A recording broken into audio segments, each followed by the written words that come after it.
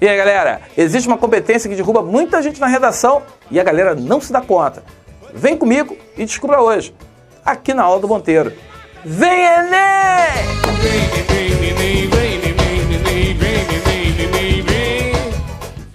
E aí, galera, tudo bem? Olha só, competência 2. Você lê aquelas competências todas e muitas vezes você não para pensar, ler com atenção, discutir, debater com o seu professor.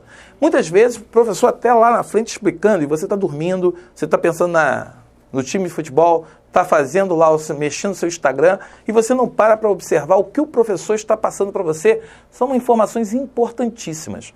E aí que está a grande questão. Muita gente fica reclamando que pega o tema do Enem, muitas vezes, o tema social, bem assim polêmico, bem dinâmico, bem presente, mas o aluno fica reclamando que a nota foi baixa. O aluno não entende, mas é fácil entender. Quando você recebe o tema da redação do Enem, você precisa, no primeiro momento, compreender a proposta da redação. Te explico. Quando saiu aquele tema, a persistência da violência contra a mulher. Olha só, a persistência da violência contra a mulher, muita gente apenas se deteve sobre a violência contra a mulher. E não parou para perceber que o tema pedia para ele compreender as causas, o que leva, os motivos que acabam proporcionando essa persistência da violência. E aí ficaram só sobre a violência contra a mulher e saíram falando sobre. Veja bem, e não basta apenas falar sobre isso, porque ele quer que você desenvolva o tema dentro dos limites do texto dissertativo argumentativo. Então não é só falar sobre o tema, você precisa ter uma opinião, se posicionar sobre o tema. Afinal, o texto é dissertativo argumentativo. Então você precisa ler o tema, compreender a proposta e, a partir daí, aplicar, desenvolver esse tema dentro de uma estrutura em que vai ter uma tese e você vai buscar argumentos que fundamentam essa tese. E aí, no momento que eu faço esses dois passos, entra o terceiro, que vai ser aquele passo muito importante, que é você aplicar conceitos de várias áreas de conhecimento. Como assim?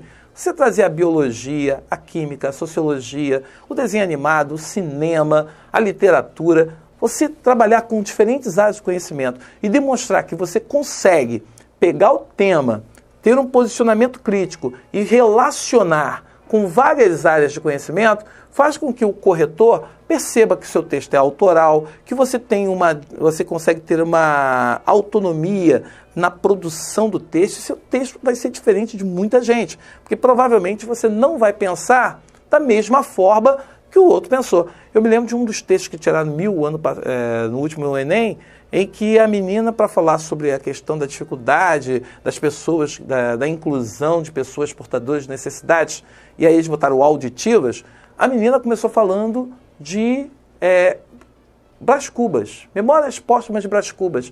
E aí ela falou sobre a questão do personagem que exclui a personagem Eugênia porque ela é uma pessoa coxa, ou seja, ela tem uma deficiência física. Ela usou um episódio, uma passagem da literatura para poder, a partir dali, falar sobre a exclusão das pessoas na sociedade, fazem dos portadores de necessidades especiais.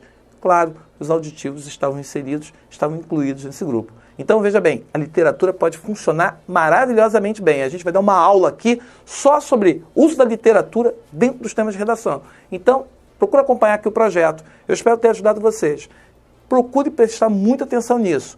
Você precisa compreender a proposta, aplicar os limites do texto dissertativo argumentativo e enriquecer com áreas de conhecimento.